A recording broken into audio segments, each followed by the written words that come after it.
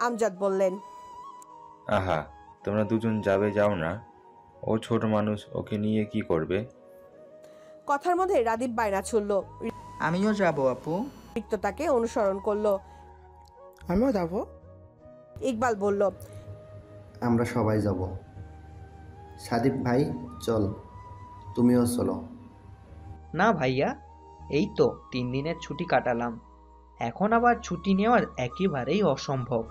ইকবাল মনে মনে শান্তি পেল, মুখে ভীষণ আফসোস ফুটিয়ে বলল, আহা, কি একটা অবস্থা, সবাই গেলে কত ভালো হতো। পুষ্প সবাইকে থামিয়ে বাবার উত্তরে বলল, পিউ কিন্তু অতটাও ছোট না আব্বু। আর আমি আর পিউ একে অন্যকে কবে থেকে বলে রেখেছিলাম আমরা একসাথে সমুদ্র দেখব, একসাথে সমুদ্রে নামবো। আমি যেমন কক্সে প্রথম যাব, এবার পিউও তো যায়নি কখনো।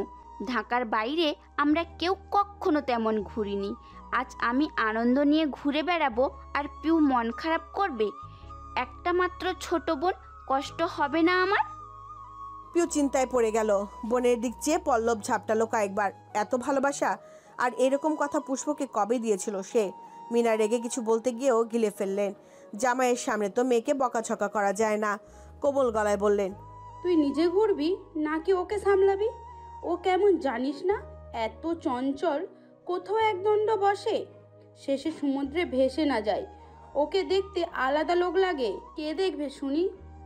পুষ্প উদ্বেগ নিয়ে বলল, আমি দেখব, ইকবাল দেখবে, আমরাও যদি না পারি বড় ভাইয়া তো যাবেন, উনিই দেখবেন। সবার হতচেতন চক্ষু যুগল ধূসরের দিকে ঘুরে গেল নিমিষে। সাদিফের খাওয়া থামলো সেখানে। ভীষণ চুপচাপ নীরব হয়ে খাচ্ছে ধূসর, যেন কিছুই কানে যাচ্ছে না।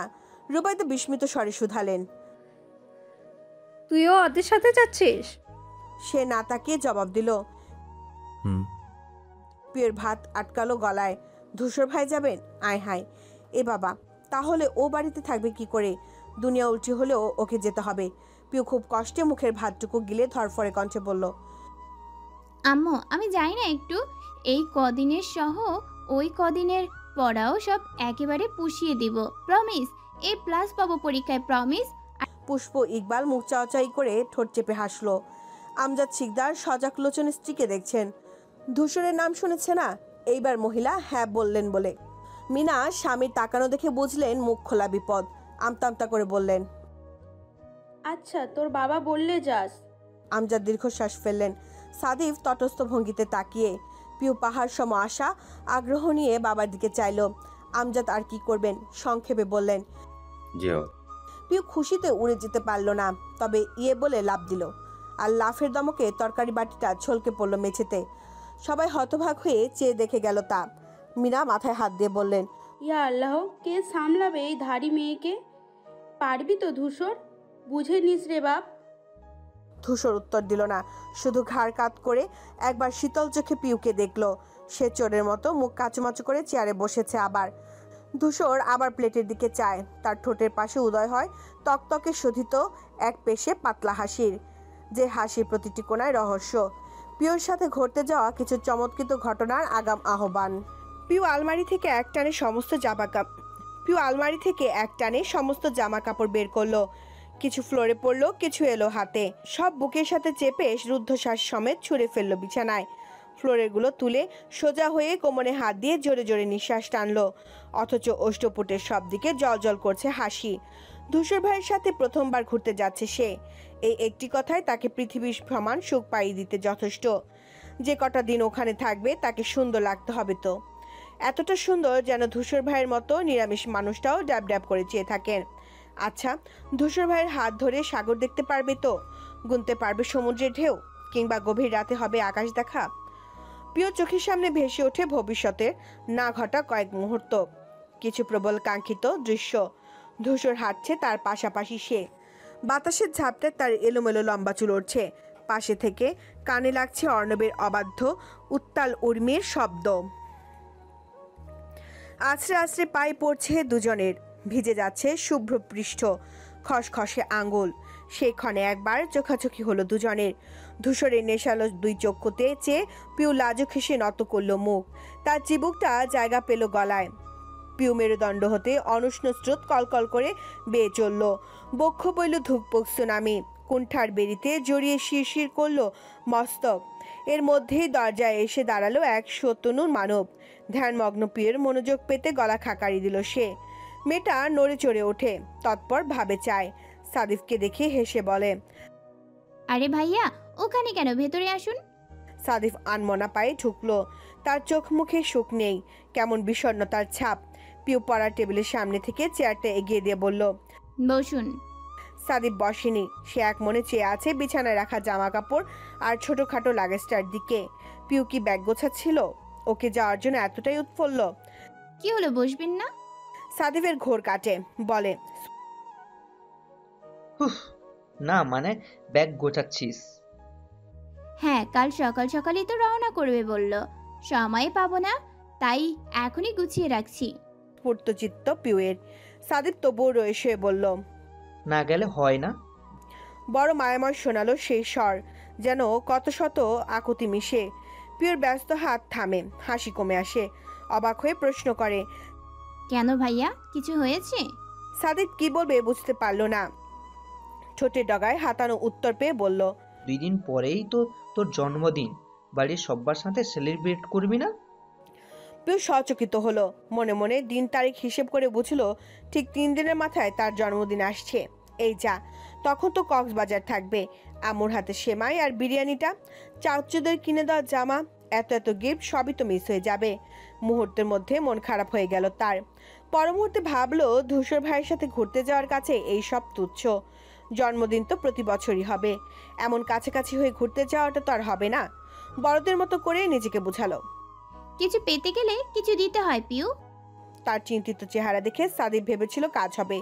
পিউ হয়তো ইমোশনাল হয়ে হলেও যাওয়াটা ক্যান্সেল করবে, অথচ মেয়েটা তাকে আশাহত করতে বলে দিল, থাক ভাইয়া, এবার না হয় জন্মদিন পালন টালন নাই হলো, পরের বছর বেঁচে থাকলে হবে, আগে সমুদ্র দেখে আসি। সাদিফের আদলের প্রতিটি পরতে তমসা নামলো। ভেতর ভেতর মুডটাই খারাপ হয়ে গিয়েছে।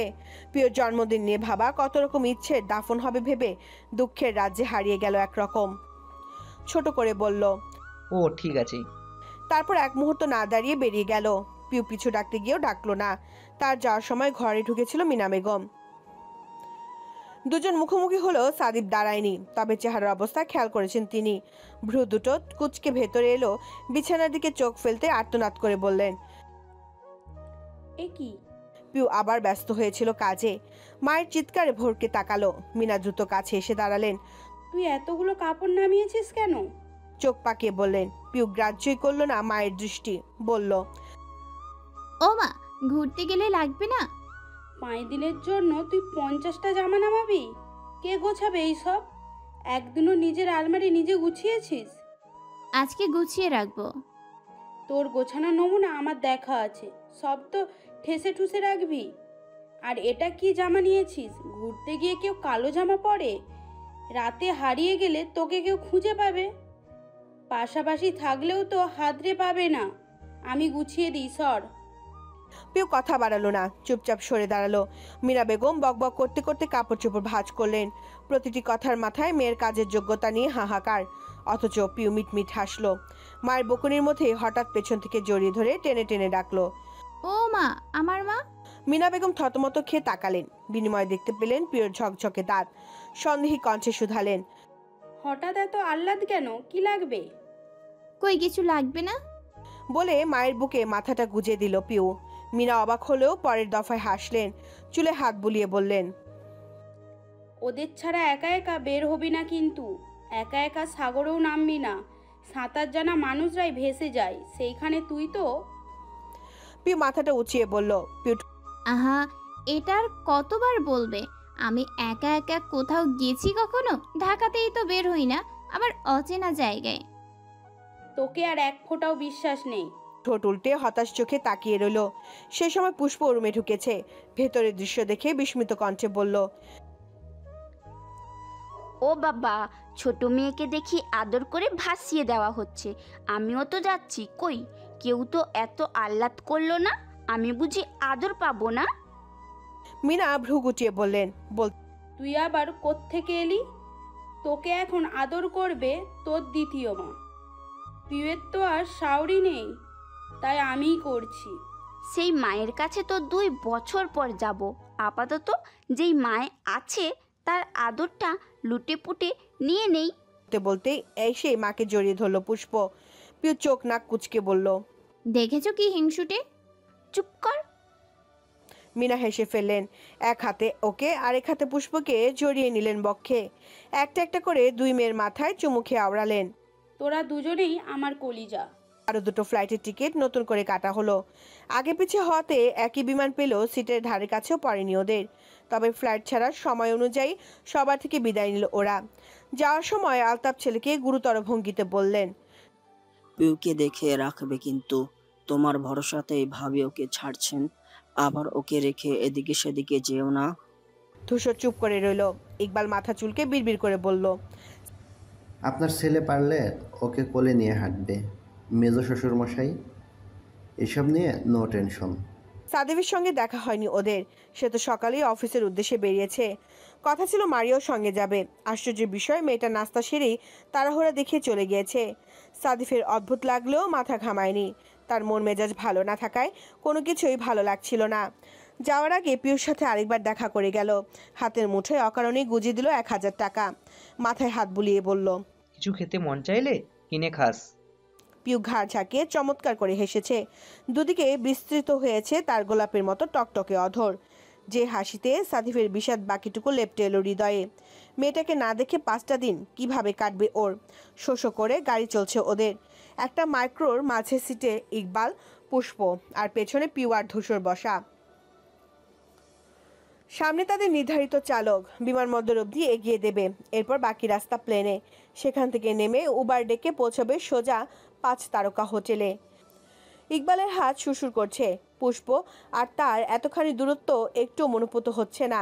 পেছনে পিউ সমস্যা না, ধূসরটা না থাকলেই টান মেরে কাছে নিয়ে আসতো।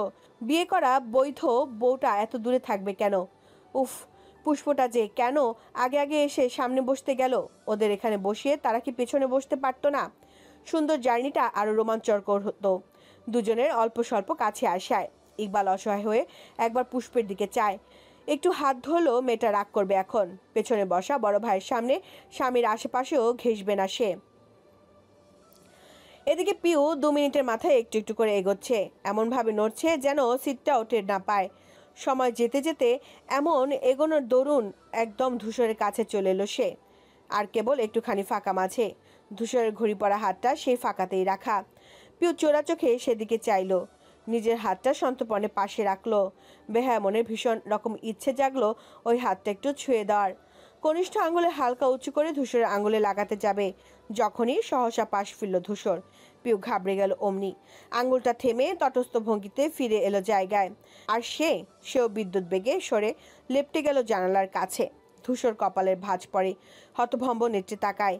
পিউ আরও ঘাবড়ালো তাতে। ভয়ে ভয়ে অথচ হাসার চেষ্টা করে বলল, সরে বসেছি তো। ধূসর জানালার দিকে ফিরে লম্বা শ্বাস ফেলল, যার প্রতিটি ধাপে বিরক্তি। এই আহাম্মক মেয়েটাকে নিয়ে কোথায় সে যাবে? তারপর একই রকম তাকালো আবার। পিউর মুখটা শুষ্ক। এভাবে দেখছেন কেন উনি? একটু তো কাছেই গিয়েছে। আচমকা কোণে ধরে টান দিল ধূসর। পিউ হুমড়ি খেয়ে এসে গায়ের ওপর পড়ল। চমকে গোল গোল চোখে চাইল তার চিবুকের দিকে। কতক্ষণ ফ্যাল ফ্যাল চোখে চেয়ে রইল ওভাবে। ধূসরের লম্বা হাতটা কুনোই ছেড়ে পিঠ পার করে কাঁধে পড়তেই হুঁশে এলো। অমনি শুরু হলো চিরচেনা পরিচিত গতরের কাঁপাকাঁপি স্বভাব। সাথে বুকের ঢিপ ঢিপ আওয়াজ স্পষ্ট। এমনকি শীর্ণ হাতের কবজি দুটো আঙ্গুল শুদ্ধ কাঁপছে। ধূসরের তীক্ষ্ণ চোখ দেখলেই সে কম্পন। স্বভাব সুলভ ভারী কণ্ঠে বলল, এতক্ষণ তো ঠিকই ছিলিস, আমি ধরছি মৃগী রোগ শুরু। পিউ অবলা সহায়হীন নেত্রে চায়। বলার মতো কিচ্ছুটি নেই এখানে। সত্যি তো, কেন এরকম হয় ওর সাথে? কি সমস্যা? কি করলেই বা যাবে এসব? ধূসরদের 4 সিট সামনে, প্লেনের সিট পড়েছে ইকবালদের। পিউ ছোট্ট গোলাকার জানালা ঘেঁষে বসলো। পাশেই ওর প্রিয় ধূসর ভাই। অথচ তার মনের মধ্যে উত্তেজনা নেই।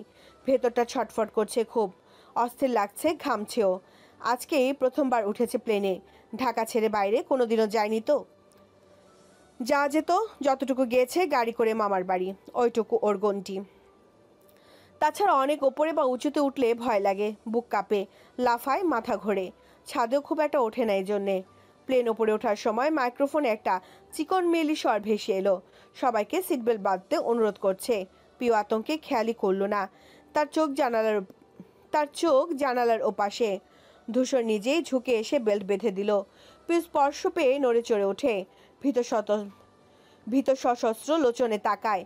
তার পল্লব অস্বাভাবিক রকম কাঁপছে, বক্ষপট ধরফর করছে, কপাল নাকের ডকা চিকচিক করছে ঘামে। ধূসর কোমল গলায় শুধালো, ভয় লাগছে? পিউ মাথা দোলালো। ধূসর নিজে থেকেই তাকে নিয়ে এলো কাছে, একদম বুকের সাথে পেঁচিয়ে ধরে বলল, চোখ বন্ধ কর, আমি আছি। পিউ বাধ্যমে খিচে চোখ বুঝে নেয়। ধূসরের বুকের মাংসে মিশে যায়। আকস্মিক একটু আগের ভয়টা আস্তে আস্তে নেমে এসে থমকে দাঁড়ায় অনুভূতির দ্বার গোড়ায়। ধূসর ভাইয়ের এত কাছে সে, মস্তিষ্কের নিউরনে সবখানে পৌঁছে যায় সে বার্তা।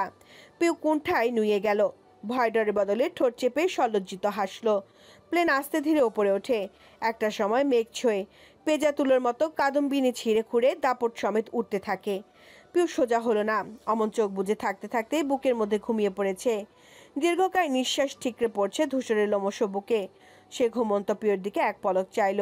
এভাবে থাকলে ঘাড় ব্যথা করবে ভেবে মাথাটা নিজের উড়ুর উপরে নিয়ে গেল। গায়ের ওড়নাটা ভালো করে টেনে টুনে আড়াল করলো শরীর। একটা ছোট্ট তবে শক্ত বিছানা পেয়ে পিউ প্রস্তুতি নিল আরাম করে ঘুমানোর। পাশের সারি ভদ্রমহিলা বেশ কিছুক্ষণ দেখে গেলেন ওদের। একটা বলিষ্ঠ পুরুষের পাশে কবুতর ছানার মতো মেয়েটাকে চশমার উপর থেকে নিরীক্ষণ করার চেষ্টা করলেন। শেষে ধৈর্য হারিয়ে ডাকলেন। ধূসর তাকালো। ভদ্রমহিলা সিটে বসে থেকেই মুখটা এগিয়ে এনে ভ্রু উঁচিয়ে শুধালেন। ধূসর চোখ মুখে পরিবর্তন দেখা গেল না, রাগ, বিস্ময়, হতভম্বিত ভাব কিচ্ছু না। পিউর দিকে বিচক্ষণ চোখে চাইলো একবার, বোঝার প্রয়াস চালালো ও জেগে আছে কিনা। যখন বুঝলো ঘুমে জুবুধুবু পিউ, ওর নরম শরীরটা নিজের উড়ুতে আরেকটু শক্ত করে চেপে ধরলো ধূসর। রাশভারী অথচ সাবলীল ভঙ্গিতে জবাব দিল, এটা আমার বউ। সাদিফ অফিসে ঢুকলো। মুখের অবস্থা একদম ভালো না, মন তো আরো বেশি খারাপ। গেট দিয়ে তাকে আসতে দেখে মারিয়া শশব্যস্ত হয়ে ঘুরে বসলো সামনে। এই যে এতটা সময় সে চাতকের মতো চেয়েছিল লোকটা কখন আসবে, কিছুতেই বুঝতে দেবে না ও সব। মারিয়া কম্পিউটার স্ক্রিনে ব্যস্ততা দেখায়। সাদিফ গেলে তার পাশ কাটাতে হবে। সেই সময় আর চোখে একবার দেখে নেবে বরং। জুতোর শব্দ যত কাছে আসে মেয়েটার হৃদকম্পন বাড়ে, শ্বাস প্রশ্বাস জোরালো হয়। আচমকা থেমে যায় সে শব্দ। সাদিফকেও যেতে দেখা গেল না। মারিয়ার সামনের দিকে ভ্রু কুচকে চেয়ে রইল কিয়ৎক্ষণ। এই তো পরিষ্কার ঢুকতে দেখেছে, তাহলে যাচ্ছে না কেন? শেষে অধৈর্য হয়ে পেছনে ফিরল সে। অমনি টান টান হয়ে এলো মেরুদণ্ড। সাদিফ তার কাছেই দাঁড়িয়ে, চোখের ভাষা তীক্ষ্ণ। হঠাৎ এইভাবে দেখায় ভ্যাবাচাকা খেলো মেয়েটা। আশেপাশে চোরা ভীত চোখে দেখে আবার চাইলো, আপনাকে বলা হয়েছিল আমার সাথে আসবেন, এলেন না যে? সরাসরি প্রশ্নে খানিক বিভ্রান্ত হলো মারিয়া। কি উত্তর দেবে এখন? আপনার থেকে পালানোর জন্য, মেলামেশা কমানোর জন্য এরকম করেছি, এটা তো কসিম কালো বলা যাবে না। চুপ করে থাকলো তাই। সাদিফ আরেকটু এগিয়ে ডেস্ক ঘেঁষে দাঁড়ায়। অফিস তখনও শুরু হয়নি বলে লোকজন তেমন আসেনি। ভ্রু কুচকে বলে, ভাব নিচ্ছেন ম্যালেরিয়া? সিকদার সাদিব হাসানের সাথে ভাব নিচ্ছেন আপনি? না না, আমি তো। সাদিফ কথা কেড়ে শান্ত গলায় বলল, চুপ করুন, কোনো কথা শুনতে পাইনি আপনার। তারপর গজগজ করে চলে গেল নিজের ক্যাবিনে। মারিয়া হা করে চেয়ে রইল। নিজেই কথা বলতে এসে নিজের চোটপাট দেখালো, নাকি অন্য কারো রাগ তার উপরে ঝেড়ে দিয়ে গেল। পিউ ঘুমের মধ্যে কোলবালিশখানা আরেকটু নিবিড়ভাবে জড়িয়ে ধরে। তুলতুলে বিছানায় তার ঘুম জমে উঠেছে। চোখ খুলতে ইচ্ছে করছে না। এত নরম বিছানাও হয়? কি তুলো দিয়ে বানায় এরা? সহসা দরজায় ঠক ঠক শব্দ হলো। কেউ একজন শক্ত হাতে টোকা দিচ্ছে। পিওর ঘুম ছুটে যায়। নিভু নিভু চোখ মেলে তাকায়। বৃহৎ অক্ষিপট ঘরের চার দেয়াল দেখতে কোটর ছড়িয়ে আসে বিস্ময়ে। তড়াক করে উঠে বসলো অমনি। বিছানা, বালিশ, বেডশিট, ফার্নিচার সবই তো অচেনা। দেয়ালে টাঙানো ওর ছবিগুলোও নেই। এটা তো ওর ঘর নয়। এটা কোন জায়গা? কোথায় এসে পড়লো? তখন বাইরে থেকে ইকবালের কণ্ঠ শোনা গেল, পিউ পিউ, এই পিউ পিউ, উঠছো তুমি? পরিচিত আওয়াজে পিওর ভয়টা কমলো, তবে বিস্মিত সে। যতটা মনে আছে প্লেনে ছিল। ধূসর ভাইয়ের বুকে মাথা রাখলো। তারপর কিছু মনে নেই। ওরা কি কক্সবাজার পৌঁছে গিয়েছে এত তাড়াতাড়ি? পিও ত্রস্ত বিছানা থেকে নেমে দরজা টেনে খোলে। চাপানোই ছিল, তাও ইকবাল ঢোকেনি। খোলা দরজাতেই ধাক্কা ছিল এতক্ষণ। ভেতরে একটা জোয়ান মেয়ে কিভাবে না কিভাবে ঘুমিয়েছে। পিউকে দেখতে ইকবালের দাঁত কপাটি বেরিয়ে এলো বাইরে। বলল, পিউ উঠে পড়ছো? মাথা দোলালো। সে বলল, আচ্ছা রেডি হয়ে নাও, বের হব আমরা। কোথায় যাব? নিচে যাবে না? খাবে না? পিউ চোখ বড় করে শুধালো। আমরা কি এখন কক্সবাজারে? জি ম্যাডাম। টের পাননি কিছু? পিউ অসহায় বনে মাথা নাড়ালো দুদিকে। ইকবাল হতাশ কণ্ঠে বলল, সত্যি বাবা, মেয়ে মানুষের ঘুম এরকম হয় আমার জানা ছিল না। প্ল্যান থেকে ঢুলতে ঢুলতে গাড়িতে উঠলে, হোটেলে এলে, রুমে শোয়ানো হলো, কিছুই টের পাওনি? হ্যাট অফস টু ইয়োর ঘুম পিউ। পিউ ঠোঁট উল্টে বলল। আমার ঘুম এরকমই, তাছাড়া রাতে ঘুমাইনি তো, তাই সব মিলিয়ে। ইকবাল দুষ্ট হেসে বলল, কেন, ধূসরের সাথে ঘুরবে বলে এক্সাইটেডমেন্ট বুঝি? ঘুম হয়নি? পিউ মাথা নামিয়ে হাসলো, তারপর আবার চোখ তুলে সচকিত কণ্ঠে বলল, কিন্তু আমাকে এখানে আনলো কে? ঘুমানো অবস্থায় হেঁটে হেঁটে এসেছি। হ্যাঁ, ঘুমানো মানুষ আবার হাঁটে কীভাবে? তোমাকে তো ধূসর নিয়ে এসেছে এভাবে কোলে করে। পেটের কাছে দুহাত বেঁধে সদ্য জন্মানো শিশু কোলে নেওয়ার ভঙ্গিমা করে দেখালো ইকবাল। পিউ লজ্জা পেল, মনে পড়লো ওর চোখে তখন রাজ্যের ঘুম। ধূসরের গাল চাপড়ে চাপড়ে ডাকায় কোনোরকম তাকিয়েছিল। হুজুগে তন্দ্রিত কদমে উঠে বসেছিল গাড়িতে, এরপর আবার সিটেই ঢলে পড়লো ঘুমে। তারপর এই সোজা নিজেকে খুঁজে পেল বিছানায়। কি মারাত্মক ঘুম রে বাবা।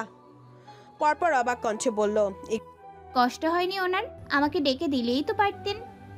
ইকবাল লম্বা শ্বাস ফেললো। কষ্ট হয়েছে কি জানি না, তোমার যা ওজন, একটা আঙ্গুলের টোকা দিলেই তো পড়ে যাবে। পিউ মুখ বাঁকায়, সে মোটেই অত শুকনো নয়। ইকবাল আবার বলল, ডাকতে চেয়েছিলাম, পুষ্প ধূসর দেয়নি, বলছে ঘুমাচ্ছে, ঘুমাক। এত প্রেম নেওয়া যাই বলো তো? ফ্যাল ফ্যাল করে চেয়ে রয়। ধূসর ভাই এমন কাজ করেছেন ওর জন্যে। রোমাঞ্চকর অনুভূতি হয় ভেতরে। লাজুক লাজুক হেসে ঘাড় চুলকায়। ইকবাল হাসলো, তারা দিয়ে বলল, অনেক কথা বলেছি, এবার তৈরি হয়ে যাও, কুইক। বলে যেতে নিলেই পিউ শুধালো, আপু কোথায়? শাড়ি পরছে, এই জন্যে তো আমাকে ডাকতে পাঠালে। পিউ উসখুস করলো তার অধৈর্যরা। ইকবাল বুঝতে পেরে বলল, তোমার মহারাজও আছেন, রেডি হয়ে বের হও, সবাইকে দেখবে। পিউ মুচকি হাসলো, মাথা কাত করলো এক পাশে। ইকবাল যেতে দরজা লাগিয়ে পিঠ ঠেকালো সেখানে। ধূসরের কোলে ঘুমন্ত নিজেকে কল্পনা করলো একবার। আনমনে মানুষ পটে সেই দৃশ্য ভাসলো। অনেক সময় অত কাছাকাছি ছিল ওরা। ওর মাথাটা কি তখন ওনার বুকের মধ্যে রেখেছিলেন? ইস, সব ভেবে পিউ ঠোঁট কামড়ে কুণ্ঠিত হাসে। তারপর লজ্জায় হাঁসফাঁস করে মুখ ঢেকে নেয় দুহাতে। পিউ গাঢ় নীল সালোয়ার কামিজ পরে ওয়াশরুম থেকে বের হলো কেবল। ওড়না পেতে রাখা বিছানার ওপর আয়নার সামনে পিঠ ফিরিয়ে দাঁড়ালো গিয়ে। জামার পেছন দিকে চেন, কোনোই ভাঁজ করে ঘাড় বাঁকিয়ে আয়না দেখে দেখে চেন টানাটানি শুরু করলো পরপর। ধূসর হাতের চকচকে ঘড়ির হুক লাগাতে লাগাতে পিউর দরজার সামনে এলো। সবাই রেডি, ইনি এখনো বের হতে পারেনি। এত কি সাজে। একবার তাকালো পিউর মুখোমুখি পুষ্পদের বন্ধ দরজার দিকে। মোট 4টে ঘর নিয়েছে ওরা। তার রুমটা ঠিক পুষ্পদের পাশে। ধূসর ভেজানো দরজা ঠেলে দিতেই হা করে খুলল সেটা। বেখেয়ালি বলল, পিউ তুই। বলতে বলতে সামনে তাকাতেই কথা আটকে গেল তার। ভরাট নীরের পুরুষালী স্বর আকস্মিক কানে এলো। পিউর বুকে ছ্যাদ করে ওঠে। হক চোখে ফিরে তাকায়, বুকে ওড়না নেই। আয়নার প্রতিবিম্বে ফর্সা হা করা খোলা পিঠ স্পষ্ট দেখতে পেল ধূসর। হতভম্ব হয়ে গেল ঘটনাচক্রে। চটজলদি চোখ ফিরিয়ে ঘুরে তাকালো আরেক দিক। পিউ হুঁশ ফিরতে বিছানা থেকে ওড়না ছো মেরে এনে গায়ে জড়ালো। ধূসর অস্বস্তিতে কি করবে বুঝে উঠল না। মুখের কাছে হাত এনে কাশলো, কয়েকবার গলা খাকারি দিল। ঘুরে থেকে ব্যস্ত ভঙ্গিতে বলল, তাড়াতাড়ি আয়। পরপর দ্রুত পায়ে প্রস্থান নিল সে, যেন পালালো একরকম। পিউ লজ্জা পেয়েছে শতগুণ বেশি। ইকবাল ভাই যাওয়ার পর দরজা চাপিয়ে দিয়েছিল, কেন যে আটকালো না? এভাবে দেখে ফেললেন উনি।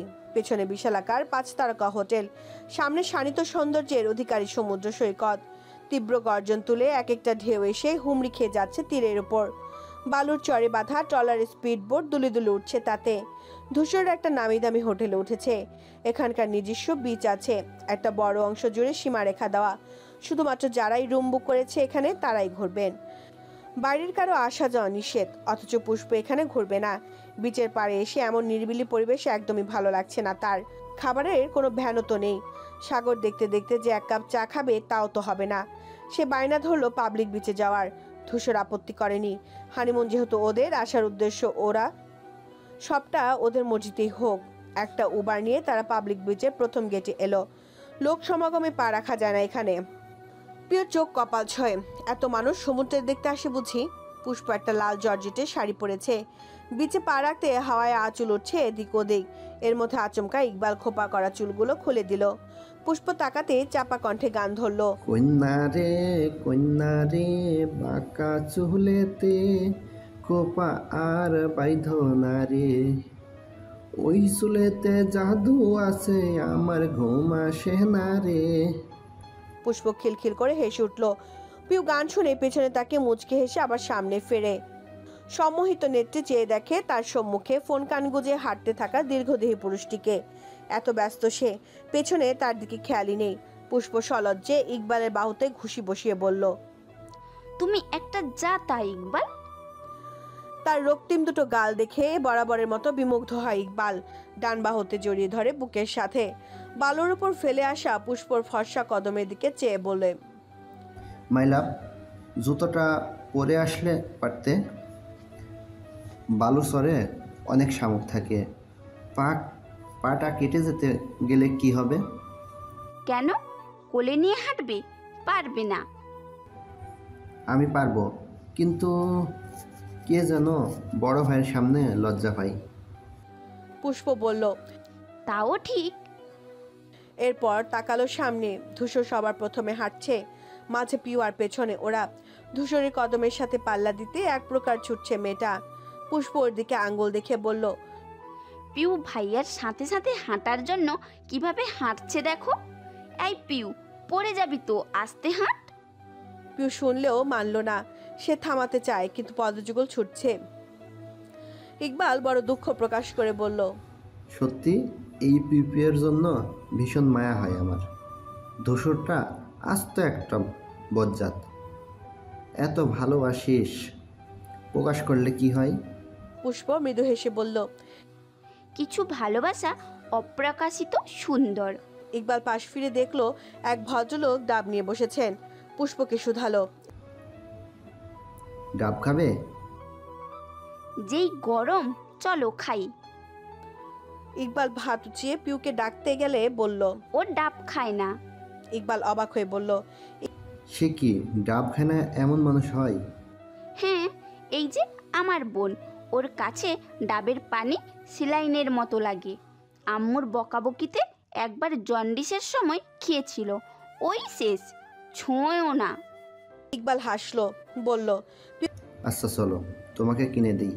আমি পিউ ক্লান্ত হয়ে থামলো। না, এই জীবন হয়তো ধূসর ভাইয়ের সাথে পা মিলিয়ে হাঁটা হবে না। অমন হাতির মতো কদম ফেললে তার মতো পিঁপড়ের পোষায়। পিউ মুখ ফুলিয়ে শ্বাস ফেললো, ঘন ঘন নিঃশ্বাস দিল। ধূসরের সব মনোযোগ ফোনে। কি এত বলে, কার সাথেই বা বলে। পিউ পেছনে তাকায়। পুষ্প আর ইকবালকে ডাবের ভ্যানের সামনে দেখে চোখ কোচকায়। এই স্যালাইন পানি খেতে এত দূর আসার কি আছে?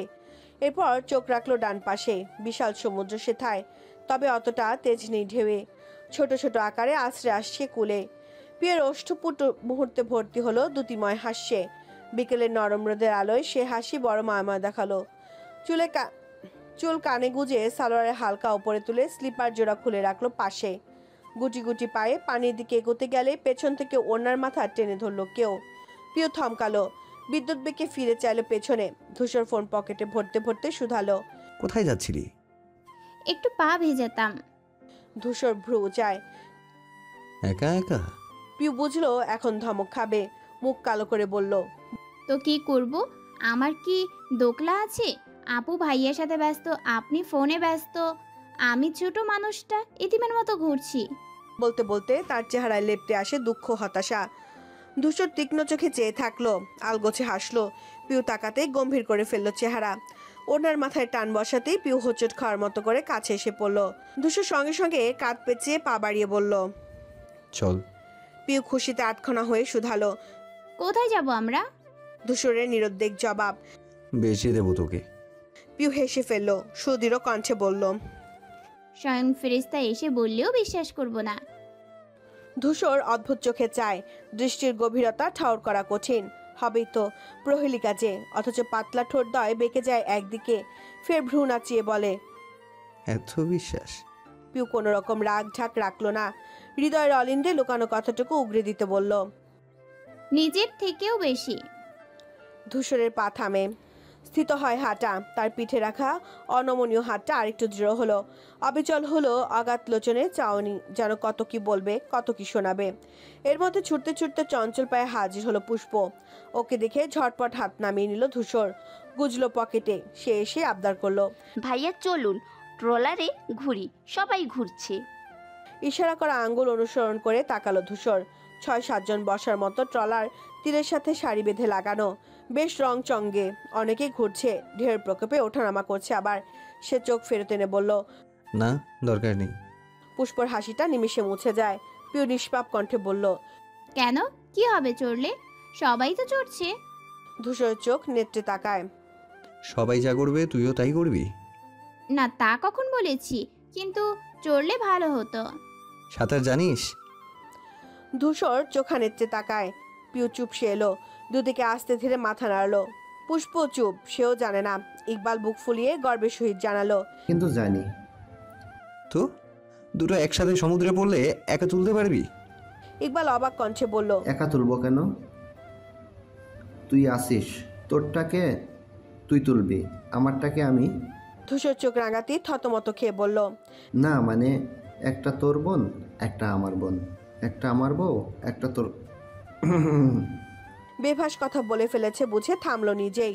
ধূসর দাঁত চেপে চেয়ে আছে, যেন এক্ষুনি নাক ফাটাবে। ইকবাল আমতা আমতা করে ওপরের দিকে চেয়ে বলল, আকাশে একটাও তারা নেই কেন? পুষ্প ঠোঁট চেপে হাসছিল, উত্তরে বলল, পিউ দিনের বেলায় তারা তোমার কপালে আছে? গুটি গুটি মেরে দাঁড়িয়ে লজ্জা পেয়েছে। সবার কথা থামাতে মিনমিন করে বলল, চলুন না ধূসর ভাই, একটু উঠলে কি হয়? পুষ্প বলল, হ্যাঁ ভাইয়া, প্লিজ একবার। ইকবালও তাল মেলালো। চল না ভাই, একদিনই তো, তাছাড়া ঢেউও নেই তেমন, সমুদ্র তো শান্ত। এতজনের অনুরোধে শেষমেশ হার মানল ধূসর, শ্বাস ফেলে বলল, ওকে। সবার আগে ইকবাল উঠল, তারপর পুষ্প। তার মধ্যে বিন্দুমাত্র ভয়ডর দেখা যাচ্ছে না, একা একাই উঠেছে। এরপর ধূসর ট্রলার ঢেউয়ের তোপে এখন থেকে অল্প অল্প নড়ছে। সে উঠে হাত পাতল পিওর দিকে, বলল, পিওর বক্ষ জুড়ে ভালো লাগার তরঙ্গ। কম্পিত হাতখানা বাড়িয়ে দিতেই আঁকড়ে নিল ধূসর। পুষ্প কাঠের ওপর বসে দুষ্টমি করে বলল, আমাকেও তো এভাবে ওঠালেন না ভাইয়া। ইকবাল তার পাশে বসে বলল, তোমার জন্য তা আমি আছি মাই লাভ। একটা মাঝারি সাইজের ট্রলার ভাড়া নিয়েছে ওরা, চালক, হেলপার আর ওরা 4 জন। সমুদ্রের উত্তাল ঢেউয়ের মধ্যে ট্রলার পৌঁছতেই পিউ ভয়ে নড়ে চড়ে বসলো। কাঠ আর লোহার তৈরি ট্রলারের কোনো জায়গায় আঁকড়ে বসবে, মনে হচ্ছে তা এক্ষুনি পড়ে যাবে। এত ভয় লাগছে কেন? আপু তো দিব্যি বসে আছে। ধূসর ভাই, ইকবাল ভাই কি টান টান হয়ে দাঁড়িয়ে। তুই এত ভীতু কেন পিউ? পিউ মিথ্যে মিথ্যে সাহসী বানালো নিজেকে। বাতাসে উড়ে যেতে চাও ওড়না কোলের মধ্যে আগলে সমুদ্রের জলের দিকে চাইলো। কি স্রোত! ভেতরে পড়ে গেলে ইন্নালিল্লাহ কনফার্ম। বিয়ে শাদী বাচ্চা কাচ্চার স্বপ্ন এই জলেতেই শেষ। পিউ পানির দিকে চেয়ে ঢোক গেলছে বারবার। প্লেনের কথা মনে করে আফসোস হলো। ওভাবে যদি আরেকবার ধূসর ভাই তার বুকের মধ্যে নিতেন। এখানে ভয়ের ভ উচ্চারণ করলেও ঠেলে ফেলে দেবেন। সে নিজেও তো বায়না করেছিল তাল মিলিয়ে। পিউ নিঃসহায়ের মতো বসে থাকলো, তার ভীত চোখ দুটো সমুদ্রের জলে। হঠাৎ টের পেল পাশে কেউ বসেছে। ফিরে তাকালো অমনি। ধূসরকে দেখে মিও এলো আরও। আপ্রাণ প্রচেষ্টা চালালো ভয়টুকু ঠেকে রাখতে। ধূসর ভাই কোনোভাবে বুঝলেই থমকাবেন, না হলে তেরা কথা ফ্রি। লুকিয়ে রাখা সমস্ত সুন্দর চেষ্টা বিফল হলো। তাও ধূসরে বুঝতে বিলম্ব হয়নি। তার শঙ্কিত মুখশ্রী পানে এক পল চেয়ে কাঠ খামচে ধরা হাতের দিকে দেখলো। কোনো কথাবার্তা ছাড়াই সে হাতটা উঁচিয়ে আনলো মুঠোতে। পিউ চকিতে চোখ তুলে। ভয়টাই নিমিষে সমাপ্ত। উল্টে মুখমণ্ডল ঘেঁষে এলো উজ্জ্বলতায়। ধূসর হাত ধরে রেখে ওর দিকে এগিয়ে বসলো, এক কদম গা ঘেঁষে। চেয়ে থাকতে পারে না, মাথা নামায়, নিঃশব্দে মোহিত হাসে। পুষ্প ট্রলারে শেষ মাথায় গিয়ে বসতে বুক কেঁপে উঠল ইকবালের। ওখান থেকে পড়লে তার বউ শেষ। আর্তনাদ করে বলল, মাই লাভ, এত মাথায় যেও না, পড়ে যাবে। পুষ্প সে কথায় কান দেয় না। একটু ঝুঁকে ট্রলারের গা ঘেঁষে ছলকে ওঠে পানি ধরতে যায়। ইকবালের কলিজা ছলাৎ করে উঠল। সাবধানে পা ফেলে এগিয়ে গেল জলদি। ব্যস্ত হাতে ওকে টেনে সোজা করে বলল, এরকম করছো কেন? সমুদ্রে শার্ক আছে জানো না? হাত কামড়ে ধরলে। তার মুখবিবরে উদ্বিগ্ন ছাপটুকু স্পষ্ট দেখে মুচকি হাসল পুষ্প। বলল না কিছু, হাত আঁচলে মুছে বসে রইল। ইকবাল দম ফেলল। স্ত্রীর হাত মুঠোয় রেখে পাশে বসে ঘাম মুছল কপালের। বুকটা কাঁপছে এখনো। প্রিয় হৃদয় জুড়িয়ে যায় ওদের ভালোবাসা দেখে। ইকবাল ভাইয়ের কি অমোঘ টান তার বোনের প্রতি।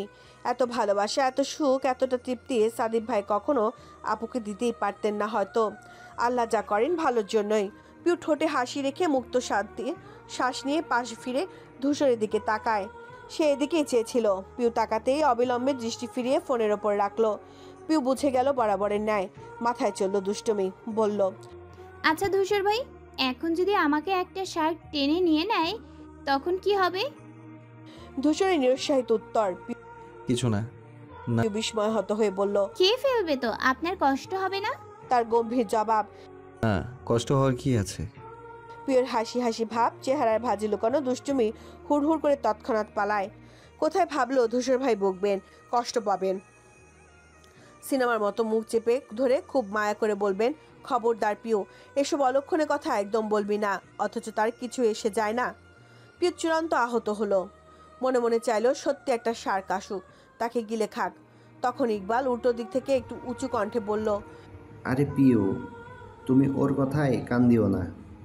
আমি বলছি শোনো, তোমাকে শার্ক টেনে নিলে ধূসর পেটের মধ্যে গিয়ে ঝিসুম ঝিসুম করে তোমায় বের করে আনবে, বুঝলে? পুষ্প হুহা করে হেসে উঠল শুনে, কিন্তু পিউ হাসলো না। তার মনটাই খারাপ হয়ে গিয়েছে। শুধু বিড়বিড় করে আওড়ালো, আনরোম্যান্টিক। মারিয়া তিতির বিরক্ত। অফিসের বসটাকে যদি কয়েকটা লাথি ঘুষি দিতে পারতো মনোপুত হতো তার। এতগুলো মেয়ে কাজ করে এখানে, অথচ লোকটার হুঁশ জ্ঞান নেই। এমন রাত করে কেউ মিটিং ডাকে, ছুটি দেয়? মেয়েগুলো বাড়ি যাবে কি করে ভাবলো না? রাস্তার পাড়ে ফেলে রাখা টুকরো টুকরো ইটগুলো দেখে ইচ্ছে হলো ভদ্রলোকের মাথায় মারার। এমনিতেই 9টার পর বাসে সিট পাওয়া যায় না। দাঁড়িয়ে দাঁড়িয়ে যাওয়া একটা মেয়ের পক্ষে কতটা ভোগান্তি সেই জানে। তার মধ্যে ভদ্রলোকের মুখোশ পরা, গায়ে হাত দিয়ে পটু লোকগুলো তো আছেই। বাসে উঠতেই মন চায় না মাঝে মাঝে। যেখানে 10টা পার হয়েছে ঘড়িতে, কি করে যাবে সে? এই হুটহাট মিটিং ডাকার নিয়ম আগে জানলে চাকরি নিত না। না খেয়ে রইলেও না। মারিয়া মনে মনে মুখ ঝামটা দিতে দিতে স্টেশনের দিকে হাঁটে। রাস্তায় 2-1 লোক ছাড়া কেউ নেই। গাড়ি চললেও সব হুস হুস করে উড়ে যাচ্ছে পলকেই। এই মুহূর্তে সাদিফ আর তার বাইকটাকে প্রচণ্ড মিস করলো সে। এর জন্য বলে, আগুন আর বরফ একসাথে হতে নেই। সাদিফের দুদিনের সঙ্গ যে তার মনটা টুপ করে নিয়ে যাবে জানলে ও মুখ হতোই না। মারিয়া দীর্ঘশ্বাস ফেলল, হাসলো নিজের ওপর বিদ্রুপ করে। সত্যি শেষে এমন একজনকে মন দিলি মারিয়া, যার মনে অন্য কেউ। সে হাঁটার মধ্যে আচমকা পেছনে কজোড়া পায়ের শব্দ আসে, যেন অনেকে হাঁটছে। মারিয়া সতর্ক চোখে ঘুরে চাইল। সেদিনে সে ছেলে তিনটিকে দেখেই ঝুলে গেল চোয়াল। ওরা কি ফলো করছে ওকে? মারিয়া হাঁটার গতি বাড়িয়ে দিল তাৎক্ষণিক। পায়ের শব্দ বাড়লমনি, মানে ওরাও জোরে হাঁটছে। মারিয়া ঘামতে থাকে বুঝতেই। কাঁপছে তার হাত পা। বাতাসের গতিতে হাঁটছিল যখনই আচমকা ছেলে তিনটে পথরোধ করে দাঁড়ালো ওর। মেয়েটার হৃৎপিণ্ড থমকে গেল সেখানেই। ওদের শরীর থেকে মদ আর সিগারেটের মিশ্র গন্ধে গুলিয়ে এলো গা। একজন বলল, এই মেয়ে, হ্যাঁ তোর দেমাগ কিসের? হ্যাঁ, দেখলেই পালাতে চাও দেখছি। কেন, আমরা কি বাঘ? খেয়ে ফেলবো তোমাকে? বাকি দুজন হোহা করে হেসে ওঠে কথাটায়। মারিয়ার হাঁটু কাঁপছে, তাও কণ্ঠ স্বাভাবিক রেখে বলল, পথ ছাড়ুন। আরে ছাড়বো তো, আমাদের কাজটা হয়ে যাক, ছেড়ে দেব। দরকার পড়লে বাড়িতে গিয়ে দিয়ে আসবো। মারিয়া ভয় শেষ। শুকনো অন্তরাত্মা নিয়ে শুধালো, কি কাজ? কি কাজের কথা বলছেন আপনারা? কেউজন বলল, আরে এত তোতলাচ্ছ কেন? আমাদের দেখতে কি বাজে ছেলে মেয়ে মনে হয়? আমরা ভীষণ ভালো ছেলে, বুঝলে? আর ভালো ছেলেদের জন্য দরকার একটা ভালো মেয়ে, এই যেমন তুমি। বলে খপ করে হাতখানা চেপে ধরলো ওর। মারিয়া স্তব্ধ বিস্ময়ে, ভয় বাক্রুদ্ধ, তাও চোখ রাঙিয়ে বলল, হাত ছাড়ুন আমার। বললাম না, কাজ শেষে ছাড়বো, চলো। টান বসাতে হুলস্থুল বাঁধিয়ে হাতটা কামড়ে ধরল মারিয়া। ছেলেটা ব্যথায় বলে চেঁচিয়ে ওঠে, হাত ছেড়ে দেয় মুহূর্তে। বাকি দুজন চোখ দুটো মার্বেলের মতো করলো। কিছু বুঝে ওঠার আগেই উল্টো ঘুরে দৌড় লাগালো মারিয়া। ধরশালিরে বলেই ছেলেগুলো ছুট লাগালো পেছনে। সুপ্রসন্ন ভাগ্য থাকলে যা হয়, মেয়েটা পড়তে পড়তে পড়লো একেবারে সাদিফের বাইকের সামনেই। রীতিমতো ধাক্কা খেয়ে উল্টে পড়লো রাস্তার ওপর। সাদিফ ফটাফট বাইকে ব্রেক কষে। মারিয়াকে দেখে শীত বলে স্ট্যান্ডে ভিজিয়ে নেমে আসে। ছেলে তিনটে দূর থেকে অ্যাক্সিডেন্টের দৃশ্যে দাঁড়িয়ে গেল। দ্বিধাদ্বন্দ্বে ভুগলো এগোবে কিনা। মারিয়া একে ভয়ে কাঁপছিল। দ্বিতীয় বাইকে ধাক্কা, একেবারে চোখ বুজে নেতিয়ে রইল পিচের ওপর। সাদিফ ছুটে গিয়ে কাছে বসলো, গাল চাপড়ে হড়বড় করে ডাকলো, ম্যালেরিয়া, মিস ম্যালেরিয়া। মারিয়া ত্রস্ত চোখে খোলে। স্থির চিত্রের ন্যায় সামনে সাদিফের মুখটা ভেসে উঠল তখন, অথচ বিভ্রান্ত কণ্ঠে বলল, আমি কি বেঁচে আছি? সাদিফ চোখ মুখ গোছালো। তার মেজাজ এমনিতেই তুঙ্গে। মোটা কণ্ঠে বলল, বেঁচে আছেন মানে? মারিয়ার কপালে ভাঁজ হওয়া ভয়টাও উধাও। উল্টে স্ফূর্ত কণ্ঠে বলল, আপনি আমার কথা শুনতে পাচ্ছেন না? তার মানে আমি বেঁচে আছি? প্লিজ আমাকে তুলুন। সাদিফ বিরক্ত হলেও টেনে টুনে ওকে সোজা করে দাঁড় করালো। ভীষণ কৌতূহল সমেত শুধালো, সবসময় খালি ছোটেন কেন? আর ছুটতে ছুটতে এসে আমার সামনেই পড়েন, ব্যাপার কি? মারিয়া কাঁধ ব্যাগটা বুকের সাথে চেপে ধরে আশেপাশে তাকালো। একটু দূরে ছেলেগুলোকে দেখে আটকে বলল, ওই দেখুন, ওরা যায়নি এখনো। তার চোখ অনুসরণ করে তাকালো সাদিফ, শুধালো, কারা ওরা? ওরা বখাটে, সেদিনও আমাকে টিজ করেছিল, আর আজ আমার হাত চেপে ধরেছে, নিয়ে যাচ্ছিল কোথাও, আজে বাজে কথাও বলেছে। তার বলার ভঙ্গি যতটা অশান্ত, সাদিফ ততোধিক শান্ত কণ্ঠে বলল, ও আচ্ছা। মারিয়া হতবাক হয়ে বলল, ও আচ্ছা মানে? ওরা আমাকে আজে বাজে কথা বলেছে, হাত ধরে টেনেছে, আপনি কিছু বলবেন না? আপনার হাত ধরে টেনেছে, আমি কি বলবো? সাদিফ কাতু চায়, বড় নিস্পৃহ সে। আবার বলল, আর সুন্দরী মেয়ে দেখলে ছেলেরা এরকম করবে, এগুলো নর্মাল। মারিয়া আশ্চর্য না হয়ে পারল না। রুষ্ট চোখে একবার ছেলেগুলোর দিকে তাকায়। ওরা নিজেদের মধ্যে গুজুর গুজুর করছে। সে যদি ছেলে হতো না, এক্ষুনি সব কটাকে রামধোলাই দিয়ে ভুলিয়ে দিত বাপের নাম। তারপর চোখ বুজে দম ছেড়ে শান্ত করলো নিজেকে। পুনরায় সাদিফের দিকে ফিরে বলল, আপনার উচিত একটা মেয়ের সম্মানহানির প্রতিবাদ করা, অন্তত ওদের গালে 2-4টে থাপ্পড় বসানো। সাদিফ অবাক হওয়ার ভান করে বলল, আপনার জন্য শুধু শুধু মারামারি করতে যাব কেন? মারিয়া দ্বিগুণ আশ্চর্য হয়। এটা কি ধূসর ভাইয়ের ভাই? উনি হলে তো বলতেও হতো না, শুনেই ঘা দিয়ে চলে আসতেন। তারপর মাথা ঠান্ডা করে বলল, ঠিক আছে, শুধু শুধু মারামারি করতে হবে না। ওই 3টাকে মারার জন্য আমি আপনাকে 300 টাকা দিব। সাদিফ হতভম্ব চোখে চাইতেই বলল, 500 দিলে তো মারবেন, যান মারুন। সে কিছুক্ষণ আহাম্মকের মতো চেয়ে রইল। আচমকা হেসে উঠল শব্দ করে। গত 24 ঘন্টায় কেবলমাত্র হাসি উকি দিল ঠোঁটে। হাসতে হাসতেই বলল, মানুষ মারার সুপারি দিচ্ছেন? এদিকে প্রথম ছেলেটি পাশেরটাকে জিজ্ঞেস করলো, যাবি ঠিক কইরে ভাইবা ক। আরে ভাবার কি আছে, ও একলা আর আমরা 3জন, 2 ঘা লাগাবে, শোয়াতে চল। আচ্ছা চল, সাথে চুড়ি টুড়ি থাকলে বাইর কর, মাইয়াডারে আজকেই লাগাইব। 3জন হাতা গোটাতে গোটাতে এগোলো। একজন পকেট থেকে বের করলো ছোট সাইজের ধারালো ছুরি। মারিয়া উত্তর দিতে গেলে ওদের আসতে দেখে এক লাফে সাদিফের পেছনে গিয়ে লুকায়। শার্ট খামচে ধরে অনুরোধ করে, ওই যে আসছে, প্লিজ কিছু করুন। সাদিফ ঢোক গেল, মনে মনে বলল, এত কাছে আসবেন না মারিয়া, কেমন যেন লাগে আমার। ততক্ষণে ছেলে তিনটে কাছে এসে দাঁড়ায়। সাদিফ হেলমেট খুলে হাতে নিল। প্রথম ছেলেটি পেছনের জন থেকে ছুরিটা এনে শিয় থুতনিতে ঘষতে ঘষতে বলল, কি হিরো, কি করো এই মাইয়ার লগে? এত রাইতে মাইয়া মানুষ লইয়া আমাগো এলাকায় দাঁড়াইছো, কলিজায় মেলা সাহস। সাদিফ হেসে বলল, তা একটু আছে। ছেলেটি রেগে ছুরিটা তাক করে বলল, ওই কথা কম, চুপচাপ মাইয়াটারে আমাগো হাতে তুইলা দিয়া ফুট, না হলে এক কোপে জ্যান্ত। শেষ করার আগেই হেলমেট দিয়ে কষে ওর মাথায় বাড়ি মারল সাদিফ। ছেলেটা একবার চক্কর কেটে চোখ উল্টে লুটিয়ে পড়ল মাটিতে। ছুরিটা ছিটকে পড়ল, নিখোঁজ হলো। বাকি দুজন ভয়ার্ত চোখে দেখে পালা পালা বলে ছুট লাগায়। মারিয়া ভয়ে মুখ চেপে ধরেছে। সাদিফ নিজেও চমকে গেছে। এই সামান্য ঘায়ে কেউ লুটিয়ে পড়ে, মরে গেল না তো? হুটুপুটি করে ছেলেটার পাশে বসে ডাকলো, এই শুনছেন? এই এই আরে এই মারিয়া বিস্ময়ে কণ্ঠ শৃঙ্গে তুলে বলল। আপনার গায়ে এত জোর? সাদিব দিশেহারা ভঙ্গিতে বলল। এই ছেলেটা উঠছে না কেন?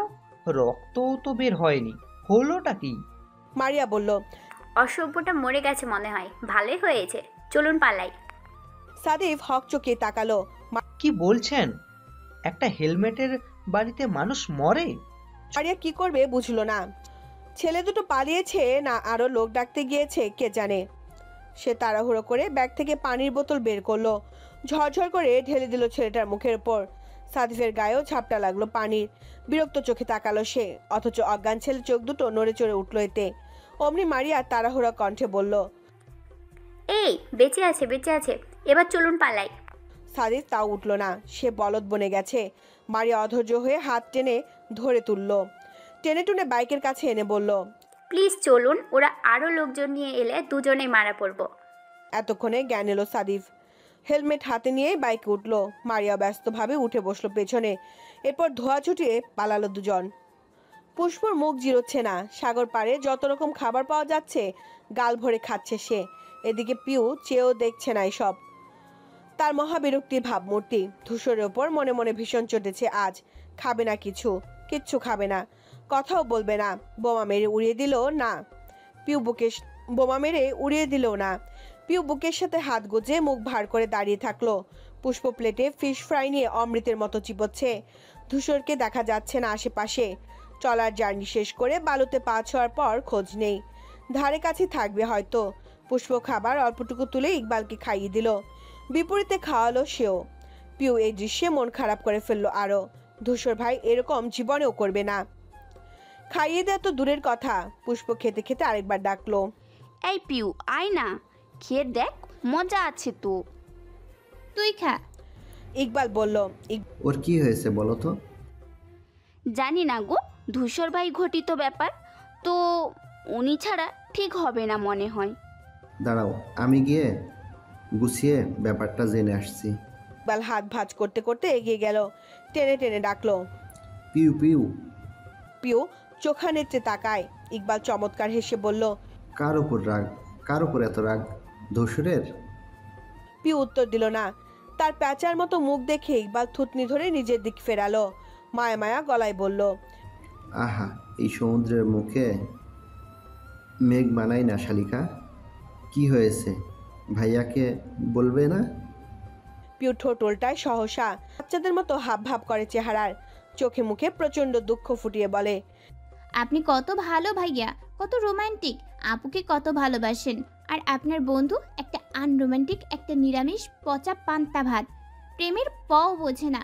কি বললে কি করলে আমি খুশি হব, আমার ভালো লাগবে তা তো একেবারেই না।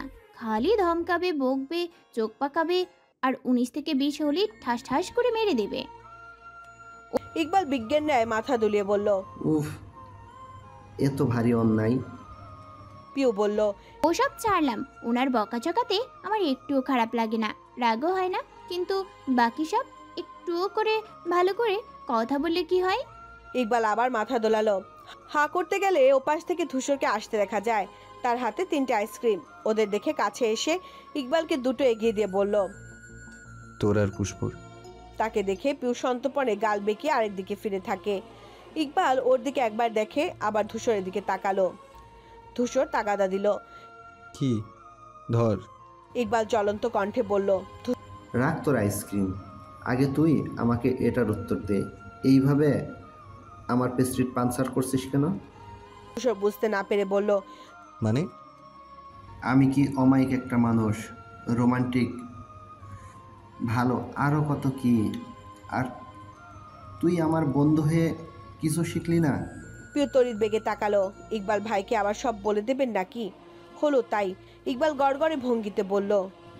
তুই যে একটা আনরোমান্টিক, একটা নিরামিষ, একটা পচা পান্তা ভাত। পিউ না বললে তো জানতেই পারতাম না। পিউ হা করে ফেললো ঠোঁট। আতঙ্কে সাদা হয়ে গেল মুখবিবর। ধূসর তবদা খেয়ে তাজ্জব বনে তার দিকে তাকাতে ঘন ঘন দুপাশে মাথা নেড়ে বোঝালো সে কিছু বলেনি। ইকবালের এতে সবে কিচ্ছু এলো গেল না। ধূসরের কাঁধে হাত রেখে জ্ঞান দেওয়ার মতো হাব ভাব করে বলল। দেখ ভাই, আমার সম্মান রাখার দায়িত্ব তোর। আমার মতো না হোক, একটু তো রোমান্টিক হ, যাতে তোর প্রেমিকা বলতে না পারে যে তুই প্রেমের পাও বুঝিস না। ধূসর ভ্রুতে ভাঁজ নিয়ে পিউর দিকে চেয়ে থাকলো। ঘাড় চলে গেছে একপাশে। পিউ মনে মনে কটমট করলো ইকবালের ওপর। কেন যে বলতে গেল ওসব, সে ফিরেও দেখলো না পিউকে। নিরুদ্দেকভাবে ধূসরের হাত থেকে আইসক্রিম দুটো নিয়ে বলল, আহারে, গলে যাচ্ছে তো, যাই মাই লাভকে দিয়ে আসি। তারপর হেলে দুলে আনন্দ সমেত জায়গা ত্যাগ করলো। ঠোঁটে হাসি ধরছে না। পুষ্পর কাছে যেতেই সে আগ্রহ ভরে শুধালো, কি হয়েছে? ইকবাল দুষ্ট হাসলো শুধু। পিউ ওনার মাথা আঙ্গুলে প্যাঁচাচ্ছে, মাথাই তুলছে না। আদলে সংকীর্ণ। ইকবাল ভাই এভাবে ধোকা দেবেন, কে জানতো। এখন কি হবে? দৌড়ে পালাবে এখান থেকে? সে হাঁসফাঁস করলো কিছু সময়। তখনই শোনা গেল ধূসরের নিম্নভার কণ্ঠ। আমি আনরোম্যান্টিক? পিউ ভীতলোচনে চাইল, আমতামতা করে বলতে গেল কিছু। এর মধ্যে ধূসর দূরত্ব ঘুচিয়ে দাঁড়ায়, একেবারে ছুঁই ছুঁই হয় তার শরীরের সঙ্গে। পিউ ঘাবড়ে গেল, বুকের কম্পন জোরালো, জিভে ঠোঁট ভিজিয়ে কাপা কাপা পল্লবে তাকায়। ধূসরের পূর্ণ দৃষ্টি তার ওপর। পরপর ঠোঁটে এসে ভেড়ে ওর কানের পাশে, কণ্ঠ খাদে নামিয়ে বলে, একটু কাছে এলেই তো হাঁপানি রোগের মতো ছটফট করিস। রোম্যান্টিক হলে সুস্থ থাকবি। সমুদ্রের কোল ঘেঁষে সূর্য ডুবেছে। এই তো কিছুক্ষণ হলো। প্রকৃতি এই অদ্বিতীয় সৌন্দর্যে ব্যগ্রলোচনে উপভোগ করছে ওরা। পিওর নেত্র পল্লবী পড়ছিল না। প্রথম দিকে সূর্য ডুবছে কেন সে নিয়ে বিরক্ত হলো। ধীরে ধীরে নিজে তলিয়ে গেল মনোহারিতায়। সে চুপ রইলেও পুষ্পমুগ্ধ হয়ে আওড়ালো। ওয়াও, কি সুন্দর! এরপর চারিদার ঘিরে অন্ধকার নামলো। বিচেও যেন হুড়হুড় করে বাড়ছিল লোক। বাড়তে থাকলো অসংখ্য ভ্যানের ভিড়। ধূসর আর কিছুতেই ওদের রাখবে না ওখানে, বলল, ঘুরেছি অনেক, চল এবার। পুষ্প আরো থাকতে চেয়েছিল। সমুদ্রেও নামা হলো না আজ। আস্তে আস্তে বিকেল হয়, ইকবাল নামতে দেয়নি, ঠান্ডা লাগবে বলে। কিন্তু কড়া কণ্ঠের কাছে তার আবদার চেয়ে আর টিকবে না সে জানে। ঠোঁট উল্টে চুপ করে থাকলো। চারজনে গাড়িতে উঠলো। ধূসর সবাইকে শুধালো, খেয়ে যাবি না খাবার নিয়ে যাব? ইকবাল বলল, খেয়ে যাই। পুষ্প সায় দিল। ধূসর আর চোখে তাকাতেই পিউ অবিলম্বে মাথা নিচু করে ফেললো। পুষ্প বুঝতে পেরে জিজ্ঞেস করলো, কি রে, এখানে খাবি না হোটেলে যাবি? সে সময় নিয়ে জানালো, সবই তো বলবে। ধূসর বাইরের দিকে ফিরল। কক্সবাজার আগেও এসেছে সে। পার্লামেন্ট থেকে প্রতি বছর আয়োজিত বনভোজনের তাগিদে একবার ঘুরেছিল এখানে। ইকবালেরও তাই। ওই জন্যে কোনাকানি মোটামুটি পরিচিত ওদের। জায়গার বলে দেওয়ার নাম অনুযায়ী চালক গাড়ি থামালেন। একটা তকতকে শোধিত রেস্তোরাঁয় ঢুকলো ওরা। অথচ এখানেও ভিড়, টেবিল খালি নেই বললে চলে। একজন ওয়েটার এগিয়ে এলেন ওদের দেখে। বসার জায়গা দিতে না পেরে বিনম্র গলায় বললেন, স্যার, একটু অপেক্ষা করুন, টেবিল এখনই খালি হবে। ধূসর মাথা নাড়ল, ওদের নিয়ে দাঁড়িয়ে থাকলো। পিউ কাচের দেয়ালের পাশে লাগানো টেবিলগুলোর দিকে চকচকে নয়নে চেয়ে আছে। ভীষণ চাইছে ওগুলো একটা খালি হোক, তবে ওখানে বসে সমুদ্র দেখবে আর খাবে। এর মাঝে এক বয়স্ক লোক হাত ধুয়ে ফেরত এলেন। ওদের পাশ কাটিয়ে যাওয়ার সময় ইচ্ছে করে ধাক্কা দিলেন পিউকে। রোগা শোকা বেখেয়ালে থাকা মেয়েটা সেই ধাক্কায় পুষ্পর ওপর হেলে পড়ল। রান্না করে ঠোঁট উল্টে আবার সোজা হয়ে দাঁড়ালো। এত জায়গা থাকতে ওর গা ঘেঁষেই যেতে হলো। অথচ ধূসর ক্ষিপ্ত বাঘের ন্যায় ফিরল তার দিকে। ভীষণ ক্ষোভে চোখ দুটো জ্বলে উঠেছে। চেঁচিয়ে ডাকলো, এই দাঁড়া! চিৎকারে কেঁপে ওঠে পিউ পুষ্প। কিন্তু লোকটা শোনেনি। হেলে দুলে হেঁটে নিজের টেবিলের কাছে গিয়েছে সে। ইকবালের মেজাজও তেতেছে। দু বোন ভীত চোখে একে অন্যকে দেখলো। ধূসরের হাব ভাব নিয়ে ভয় হচ্ছে, কিন্তু ইকবাল শান্ত পরিস্থিতির বোঝে। ধূসরকেও চেনে। ওকে থামাতে বলতে গেল, ধূসর এখানে এখন। সে শুনলে তো হনহন করে গিয়ে লোকটার কলার ধরে নিজের দিকে ফেরালো। টেবিল থেকে টিস্যু তুলে হাত মুছেছিলেন তিনি। সে আজমলের ধারে কাছে হবেন। আকস্মিক ঘটনায় ভ্যাবাচাকা খেলেন। টেবিলে বসা আরো দুজন ভদ্রলোক আবার চোখে তাকালেন। লোকটা নিজের কলার ধরা ওর হাতের দিকে চাইলো একবার। ধূসর সোজা সাপটা শুধালো, তুই ওকে ধাক্কা দিলি কেন? সে শীতল স্বরের প্রশ্ন রেস্তোরাঁর সব কানায় পৌঁছায়। সবার মনোযোগ নিক্ষেপ হয় এদিকে। খাওয়া রেখে উৎসুক নজরে তাকিয়ে থাকলো সকলে। ইকবাল গিয়ে ধূসরের পাশে দাঁড়ায়। লোকটি না জানার ভান করে বলল, কাকে? ধূসরের মেজাজ খারাপ হলো আরো। লাল চোখে চেয়ে বলল, নাটক করছিস? মেয়ে দেখলেই ধাক্কা মারতে মন চায়? মানে কি আশ্চর্য! রাস্তায় চলতে গেলে একটু আধটু এমন ধাক্কা লাগতে পারে না? হয়তো তাই। আর আপনি তুই তুকারি করছেন কেন? এটা কেমন ভদ্রতা?